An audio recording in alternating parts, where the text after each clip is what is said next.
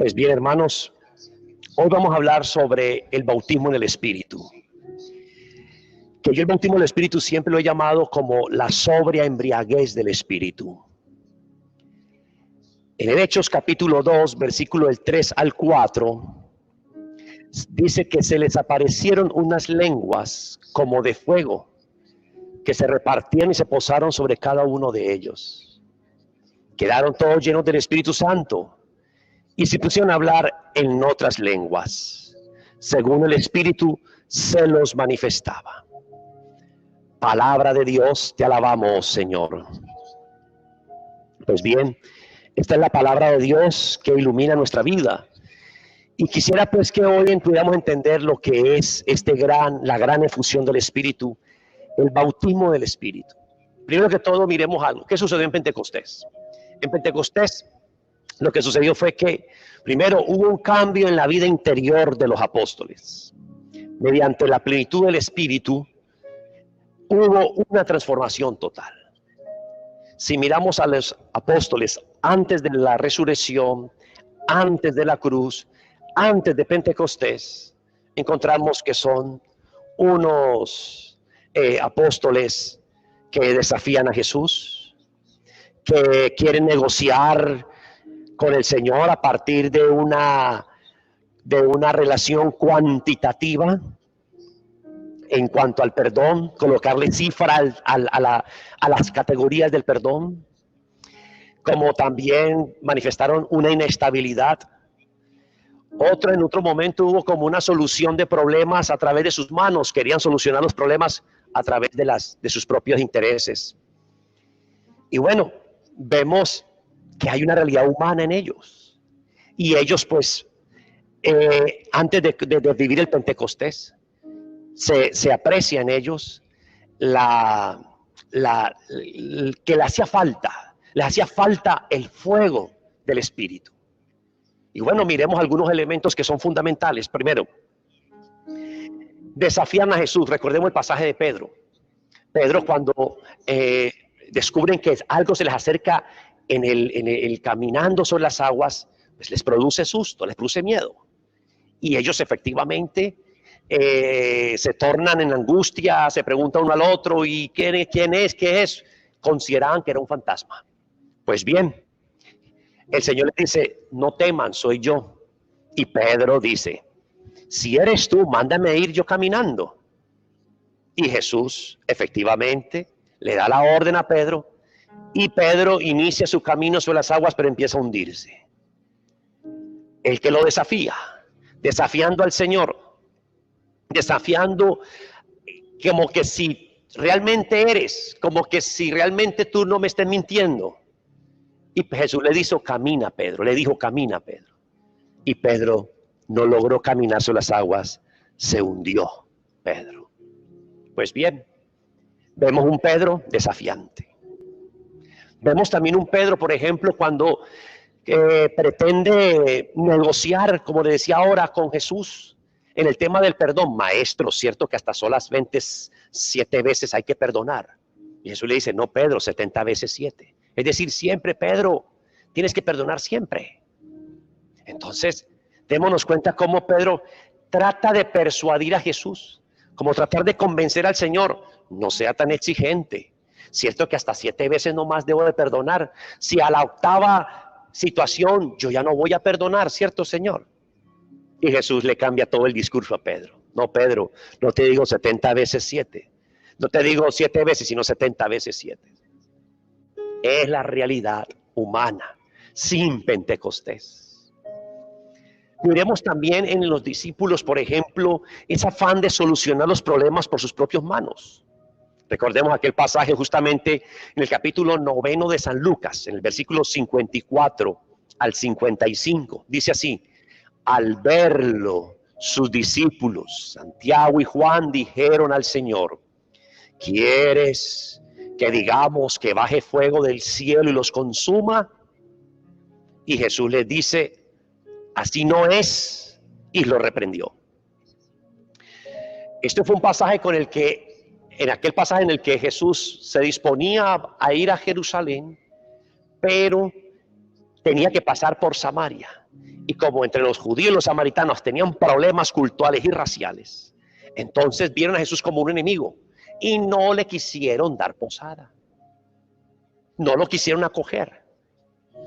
Y efectivamente los discípulos quieren defender a Jesús. Y ellos mismos deciden entonces enfrentar y decir, Señor, vamos a orar para que les caiga del cielo fuego y los extermine. Jesús los reprende. Ese espíritu mundano el de ustedes. Así no es. Así no es Santiago y Juan.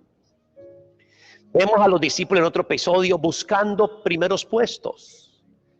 Observemos ellos cómo se peleaban por quién era el más importante. Y también tan atrevidos, diríamos, que ellos justamente deciden reprender, antes de eso, deciden pedirle a Jesús, dos de ellos, Santiago y Juan, sentarse uno a su derecha y otro a su izquierda. ¿Qué problema este? Esta es la situación. Esto es lo que acontece en nosotros cuando no hay un Pentecostés, cuando no se ha tenido una experiencia de encuentro personal con el Espíritu de Dios. Quiero buscar puestos, quiero anhelar poder, quiero tener privilegios. Ellos estaban pidiendo privilegios, ser los primeros, sentarse uno a la derecha y otro a la izquierda. Dice el texto que después los otros 10 discípulos los reprendieron y se enojaron con ellos, que porque eran tan atrevidos de pedir eso al Señor. Lo que pasa es que también sintieron envidia, porque quizás se le adelantaron en alguna petición y los otros 10 quedaron atrás. Envidia. Encontramos en ellos también una carencia de discernimiento único. No tenían capacidad de discernir las cosas. Y observemos aquel episodio cuando Pedro trata de convencer a Jesús de que no se vaya al patíbulo de la cruz. Maestro, yo no voy a permitir que usted se vaya a la cruz, ni de riesgo, yo no voy a dejar que usted lo crucifiquen. Y Jesús le responde, apártate, Satanás. Piensas como los hombres, mas no piensas como Dios. Esta es gran parte de la humanidad de los apóstoles. Es su realidad en la que no logran todavía comprender las palabras de Jesús, comprender la acción del Espíritu. No logran todavía discernir porque su mente está embotada. Su mente está pegada a cosas temporales. No piensan en la vida eterna, no piensan en un progresar, en un proyectarse, sino que simplemente vivir un momento. Es la situación complicada y difícil de cada uno de nosotros. Que también, faltos de la acción del Espíritu, somos imprecisos. No tenemos claridad qué es lo que se quiere en la vida. Y por ello se toman decisiones a partir de un sentir simplemente, de algo que quiero, algo que me gusta, satisfacer una necesidad. Observamos también a los discípulos bastantes en una situación de inestabilidad. Los discípulos son inestables. No tienen firmeza, no hay como una solidez. Les falta el fuego de Pentecostés. Tenían como que toda la teoría, toda la enseñanza de Jesús, pero faltaba el Paráclito para que lograra en ellos prolongar la obra de Jesús y hacer posible que esas palabras de Cristo las pudieran interiorizar. Y esto efectivamente es lo que sucede el día de Pentecostés, que hay una renovación de la vida de ellos. Es esa experiencia fundante del Espíritu que los impulsa a dar testimonio, que los impulsa a hablar de Dios, que los impulsa a hacer el bien, que los impulsa a tomar como conciencia del papel en la vida, los impulsa a hacer el bien. Es esto precisamente la fuerza poderosa del Espíritu. Yo te invito para que podamos como rectificar muchas cosas de nosotros, y entre ellas, pues como que volvamos los ojos al Señor con una apertura nueva, a vivir un nuevo Pentecostés 2020. Tiene que haber algo diferente en nosotros. Tiene que suceder cosas nuevas, cosas que transformen, cosas que vivifiquen. Después de este Pentecostés yo no puedo ser el mismo. Tiene que suceder un cambio sustancial, un cambio de mentalidad, una renovación de mi mente y mi corazón.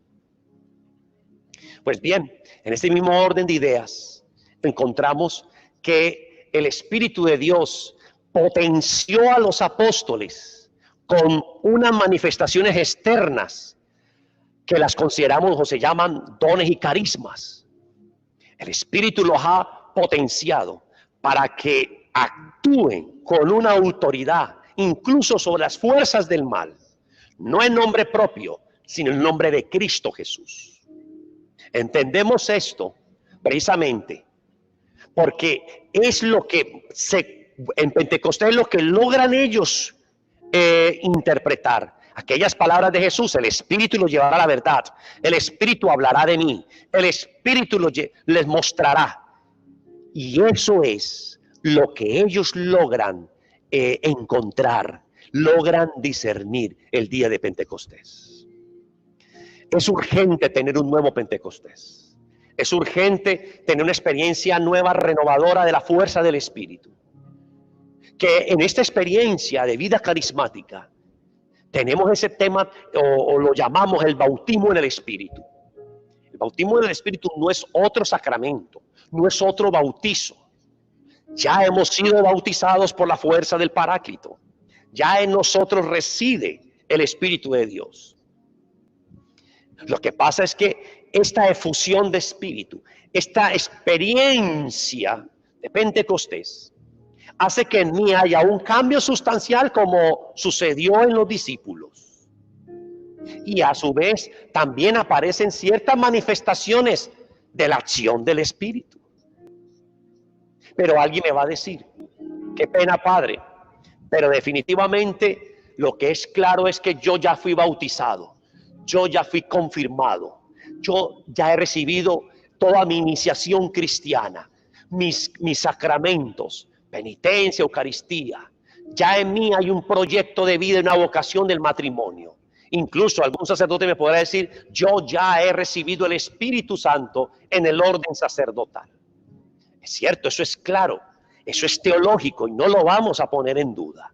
Vemos la acción del Espíritu de Dios en todos los componentes que traen consigo los sacramentos. Son medios para nuestra salvación. Pero déjeme decirle algo.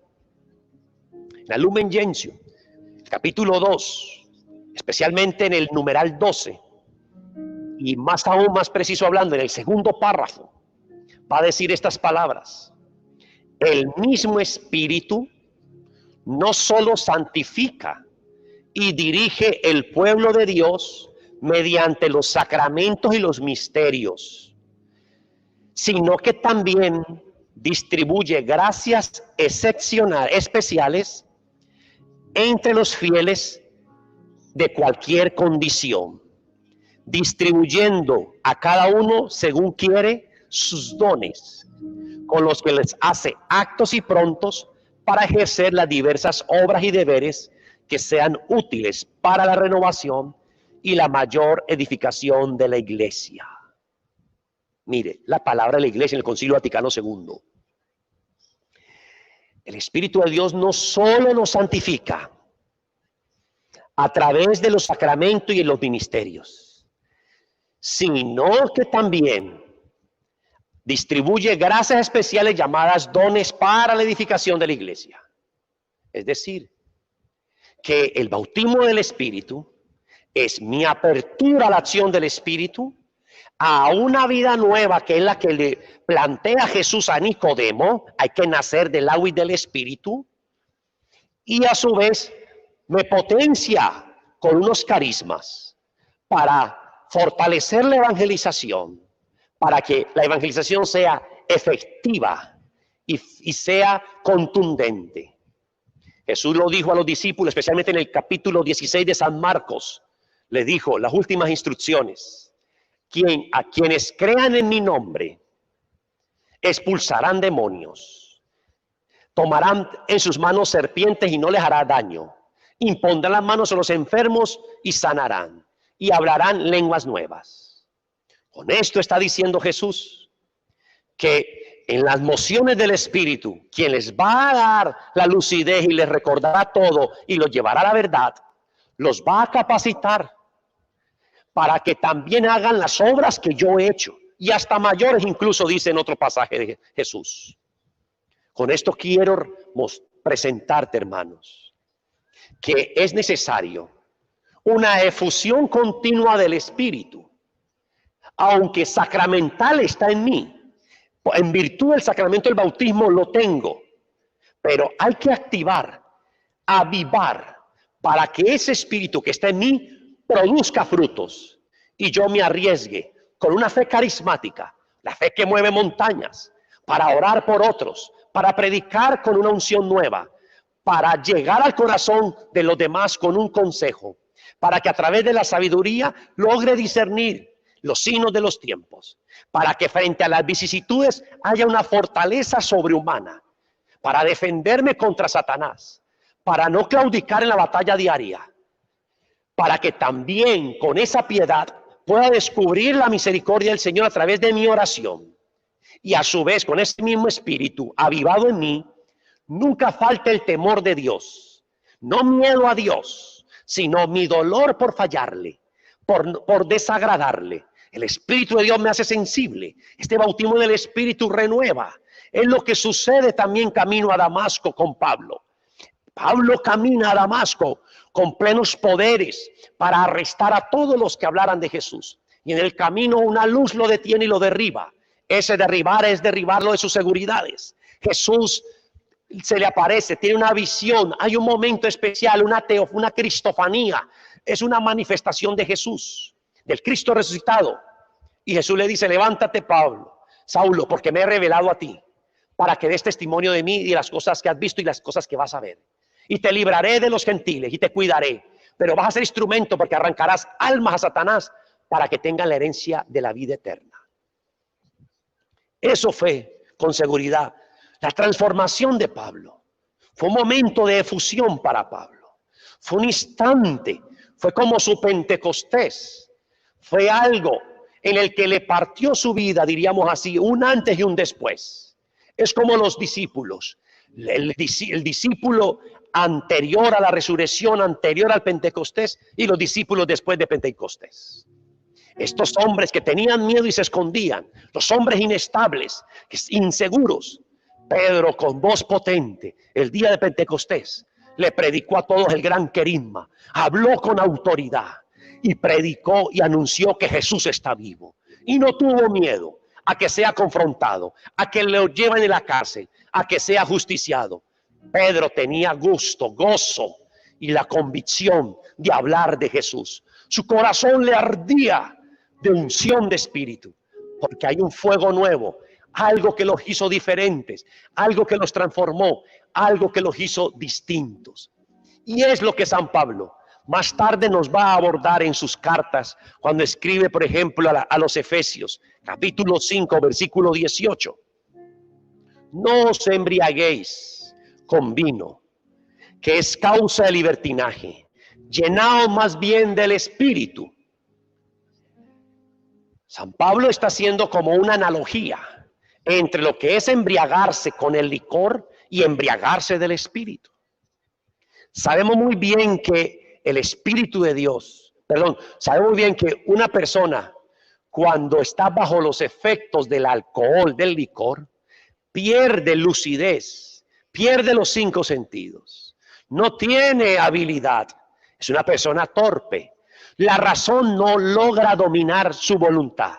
Él está bajo los efectos de el alcohol, o si es una droga alucinógena, está manipulado, está bajo los efectos de una dependencia, en este caso del licor o de drogas, que lo hace que no esté en sus cabales, lo hace salir de sí mismo. En ocasiones hace que la persona sea más extrovertida, que la persona interactúe. Se desconoce en ocasiones la personalidad de alguien cuando está bajo los efectos del alcohol, por ejemplo. Pero el Espíritu de Dios, cuando embriaga, la sobria embriaguez del Espíritu, que dice San Pablo, significa que el Espíritu me hace salir de mí, como igual aquel borracho el licor lo hace.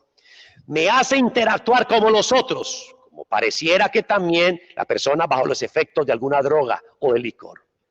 Pero el Espíritu, cuando me ha embriagado, en mí hay un orden, En mí hay una base sólida. En mí la razón está al igual, en su punto. Yo no paso por encima de la razón, ni por debajo de la razón.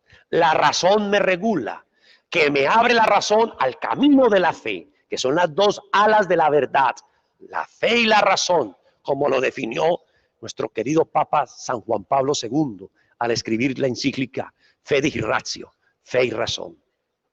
De bien entonces, comprendemos que es necesario el bautismo del Espíritu, un despertar nuevo a esas gracias de Pentecostés, que yo lo poseo en virtud del sacramento recibido, pero que lo tengo que potenciar, tengo que pedirlo, tengo que creer en ello, creer que existe esta fuerza de Dios en mí. Y esto también vale para nosotros los sacerdotes. Un sacerdote tiene que estar convencido del poder sacerdotal, no como una autonomía propia, sino como un servicio a los demás. Este don que me reviste es para comunicarlo a otros. Este don sacerdotal no es mío, esto es de Cristo, que simplemente me eligió como administrador de esta multiforme gracia, pero que es el Espíritu el que lo potencia, el Espíritu que santifica, el Espíritu que renueva, el Espíritu que hace diferente las cosas. Por eso, este Pentecostés tiene que ser diferente. Muchos nos pensamos y podemos decir, qué crisis actual tan dolorosa.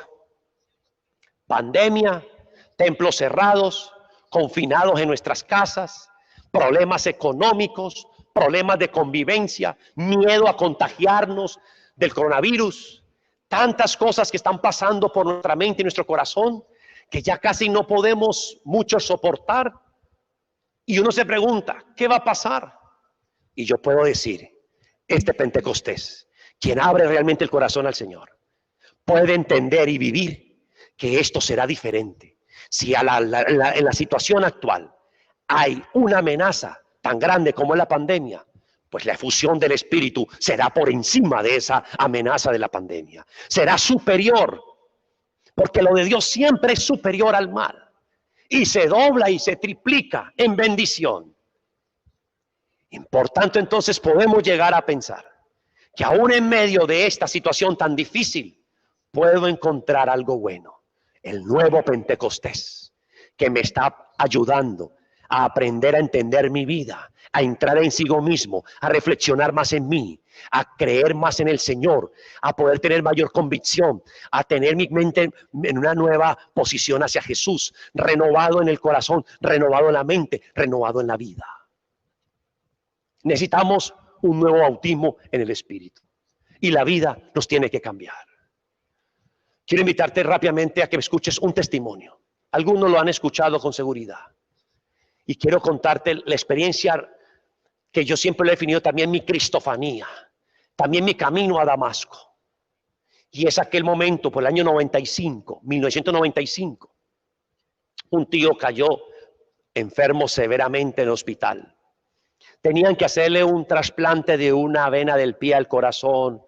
La cirugía es de alto riesgo, no se cuenta con la tecnología de ahora actual. Estamos hablando hace 25 años que sucedió esto. Y efectivamente los médicos no daban nada de garantías por la recuperación de mi tío. De un problema de corazón cardiovascular, sufre de diabetes, su enfermedad es crónica. Usted sabe muy bien que un enfermo de diabetes, para que coagule la sangre o recupere una herida, siempre es bastante delicado y se tarda en muchas ocasiones. Pues bien, ese era el episodio, el panorama. Pero hoy vemos en esta experiencia cómo el Señor se glorifica. Invitaron a mi mamá a orar a una misa de oración por los enfermos. Ella asistió a aquella Eucaristía, ella no entendía muy bien. No comprendía esos cantos alegres, esa forma de aplaudir, esa forma de orar, de alabar. Pero ella iba con la intención con su anhelo de que el Señor curara a su hermano, que lo sanara, hiciera un milagro. Mi mamá cuenta, entre su oración, que casi no entiende, que con sus ojos cerrados, como que vio, dice así, vi como una mano, dice ella, y a la vez como una trenza o un cordón, algo así ella lo define, que como que limpiaba y arrancaba. Ella dice, algo está pasando. Ella se quebranta, llora, y ella sale con la certeza de que a su hermano lo ha sanado el Señor. El sacerdote estaba orando por sanación y ella pide eso, que sane el Señor a su hermano. Ella salió ese día emocionada, tocada por el poder del Señor, con un gozo, y llegó a la casa a contarnos este episodio que había vivido. Yo recuerdo que estaba viendo televisión cuando escucho esas palabras de mi mamá, que habló con tanta certeza, habló con tanta autoridad. Yo no entendía ni comprendía cómo es que mi mamá podía hablar con una certeza. Mi hermano fue sanado. No había todavía verificación del milagro. No se tenía todavía conocimiento realmente si fue efectivo o no. Pero las palabras, la manera como mi mamá nos habló ese día, desde esa fe sencilla, pero profunda en el Señor. Yo recuerdo que me tocó, a mí me confrontó mucho eso. Yo en esa época tenía 18 años, estaba en mi ambiente de universidad, muy materialista, poco espiritual, más bien casi nada, diríamos. Y esa palabra me tocó. Yo dije, pero si es posible que Dios exista y haga una cosa de esas. Uno ha escuchado de milagros en la vida, pero no en la familia de uno. No como que fueran tan palpables. Y lo consideré como algo más, sin darle profundidad a la cosa. Pero me quedó la cosita dentro. Mi mamá llama a mi tío a la clínica, le cuenta toda la experiencia. Mi tío no creyó mucho, pues le dio gracias por sus buenas vibras, su buena fuerza. Gracias, hermana, bueno. Pero mi tío no convencido. Y se olvidó de eso que le dijo mi mamá. Posteriormente entró el médico que lo va a operar. El médico le dice a él, te hemos hecho los exámenes nuevamente. La primera vez hemos hecho los análisis y estás fatal en tu enfermedad. Si no te operamos, te mueres. Si te operamos, también te vas a morir. Realmente el cuadro es dramático. No había mucha esperanza. Pero resulta que le dice, volvimos a hacer los mismos análisis para poder descartar y poder ver mejor las cosas. Se reunió todo el cuerpo médico del hospital, de la clínica, eminencias de cardiólogos y de todos los que estaban ahí en torno a la operación. Y le dice el médico, no sabemos qué pasa. Pero resulta que al comparar los análisis de los exámenes, que son exactamente los mismos, los primeros con los segundos, encontramos una gran diferencia que no nos explicamos ni la ciencia. Usted no tiene nada, señor Gustavo. Vístase y váyase y salga de la clínica. Mi tío se acordó de las palabras que mi mamá le dijo. Jesús te sanó, hermano. Es esto, hermanos, que la ciencia llega hasta cierto punto, pero de ahí en adelante, a lo que ya es imposible para el ser humano, es posible para el poder de Dios. Y este testimonio de la curación de mi tío entró en nuestra familia y a mí también me llegó. Yo verifiqué y constaté, mi tío no tuvo que ser operado. Salió de la clínica sin ser operado por los médicos. El Señor lo operó para la gloria de Dios. Pues bien, este testimonio no queda ahí. Tiene que llegar ahora lo que diría yo, mi cristofanía, la manifestación del Señor contra mí, en mí. Ese Pentecostés que tiene que darse en mi vida. Entonces, mi mamá un día me invita a una Eucaristía de oración por los enfermos. Yo acepté, considerando de que me iba a ir muy bien, buena suerte iba a tener, que de repente las cosas me iban a salir a la mejor, de lo mejor. Me fui esperando cosas buenas, y óigalo bien, me fui esperando que me fuera bien en la vida y que tuviera buena suerte, triunfar como profesional, ingeniero industrial, tener dinero, tantas cosas buenas, y mi tío se salvó de la muerte. No, ¿qué no hará conmigo Dios? No, mejor dicho, vamos para cosas grandes. Llegué a aquel lugar, estaban orando, cantaban, danzaban, y me parecía bastante extraño este estilo de misa, este estilo de Eucaristía. Pero bueno, yo dije, si mi tío le fue bien aquí, a mí me va a ir mejor que a él. Pero mi mamá me dice, hijo, vamos y hagamos en la primera fila. Yo le dije, no, jamás, mamá. Yo me quedo acá atrás de último. Me daba como vergüenza, como pena, que me vean llegar hasta allá adelante. El lugar ya estaba hacinado, había muchas personas. Yo no iba a pasar en medio de todos. Qué pena, qué vergüenza, que me vean a mí, no. Y el máximo que habían esta comunidad donde yo fui a orar, esta Eucaristía, estaba muy cerca en el área donde yo estudiaba en la universidad.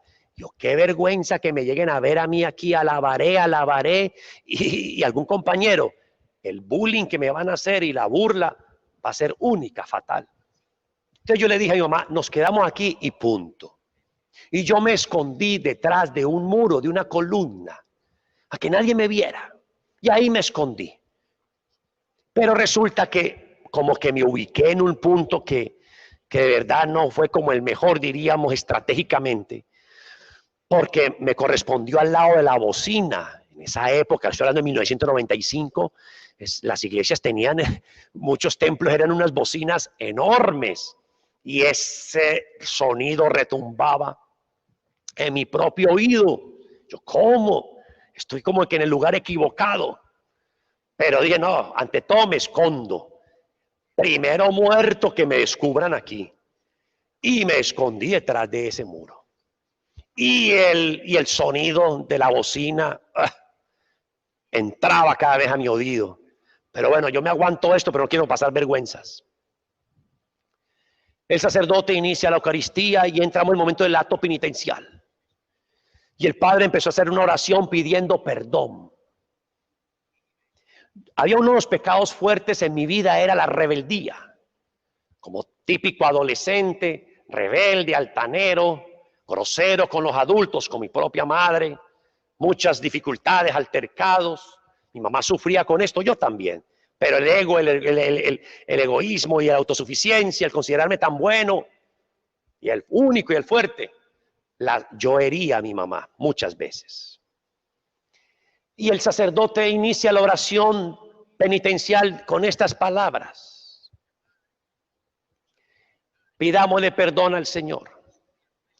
Ahora que estamos iniciando la misa, tú, joven hijo, que eres rebelde con tu mamá, ay Jesús, yo dije, mi mamá cuadró todo esto.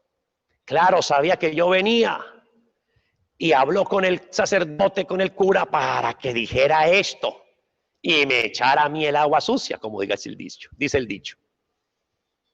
Yo ya me estaba llenando de rabia por dentro, porque ese sacerdote en esa oración estaba evidenciando mis pecados. Y me daba ira de que mi mamá estuviera revelando mis debilidades, porque tiene que contar mis errores. Y estaba en ese combate, en esa lucha. Mi mamá, mientras tanto, era orando y pidiéndole al Señor, y oraba. Y yo la miraba y yo decía, pero ¿cómo estoy aquí? Y me escondía más detrás de ese muro. Pero llegó un momento que yo le dije al Dios, Señor, no aguanto más. Ayúdame. Mi pecado es grande. Necesito de ti, Señor. No aguanto este problema con mi mamá. Cuando digo esas palabras, siento como un escalofrío por mi cuerpo, un corrientazo. No sabía qué estaba pasando. Yo me quebranté a llorar, Mi cabeza la pegué a ese muro.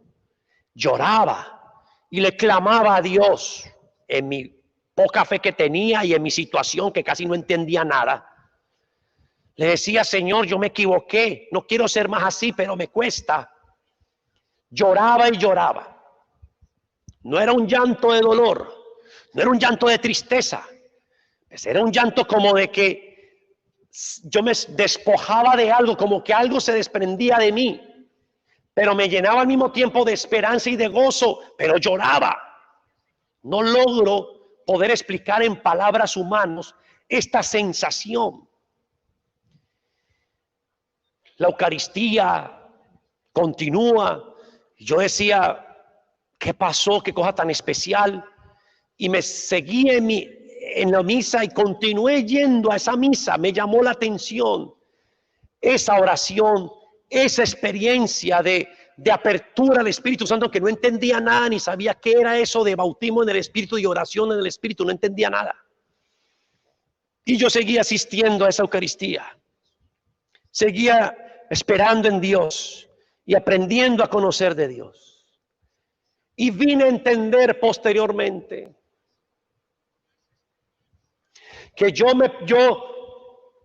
pretendí esconderme de Dios. Me escondí de la gente y lo logré. Me escondí de mis amistades para que no me vieran orando. Lo logré. Logré que nadie me viera llorar. Logré lo que esperaba yo. Que yo no fuera descubierto. Pero no pude esconderme de aquel que me vio con benevolencia y con amor.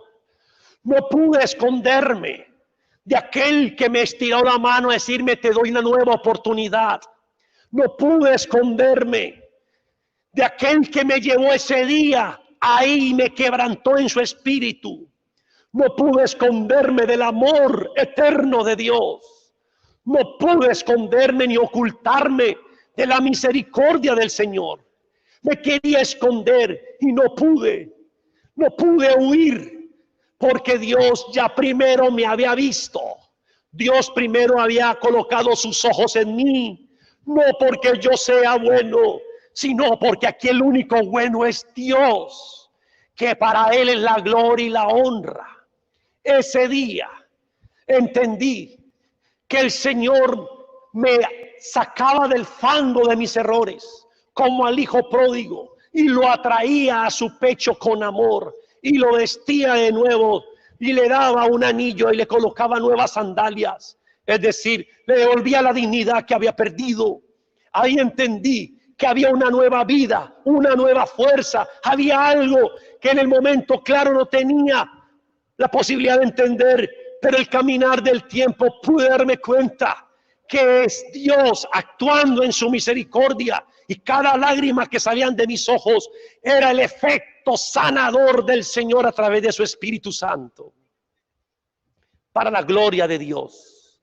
Y yo les dije a ustedes que yo llegué a esa Eucaristía buscando buena suerte, llegué buscando cosas buenas para mí, cosas extraordinarias en mi futuro.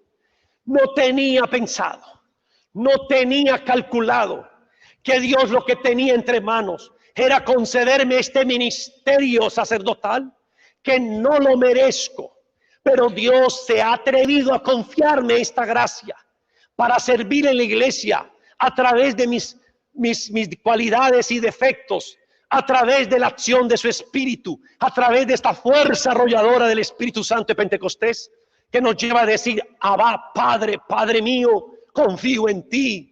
Eres el centro de nuestra vida. Nos movemos, vivimos y existimos en ti.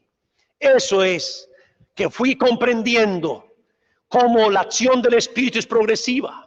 Y ya posteriormente tuve un encuentro más fuerte a través del seminario de vida en el Espíritu, que fue ese gran bautismo, cuando otros hermanos laicos me impusieron las manos y oraron por mí pidiendo Espíritu Santo, efusión de Espíritu. Y es ese momento cuando siguieron despertando nuevos carismas, nuevas acciones. La vida fue diferente. porque Dios ama, porque Dios tiene para todos un plan maravilloso, porque Dios nos faculta a todos con una gracia nueva y poderosa, el don de su Espíritu. Vivamos este gran Pentecostés con poder y autoridad. Que viva Jesús, que viva el Espíritu, que viva el Padre, Dios, que viva el Señor, Dios unitrino. Amén. Para Él la gloria, el honor por los siglos de los siglos. Amén. Que sea la gloria para el Señor, que sea para Cristo todo, para Él sea la honra y el honor por los siglos de los siglos. Amén, hermanos. Dios me los bendiga, me los proteja, me los acompañe y la fuerza del Espíritu siga llenando sus vidas. Amén, así sea.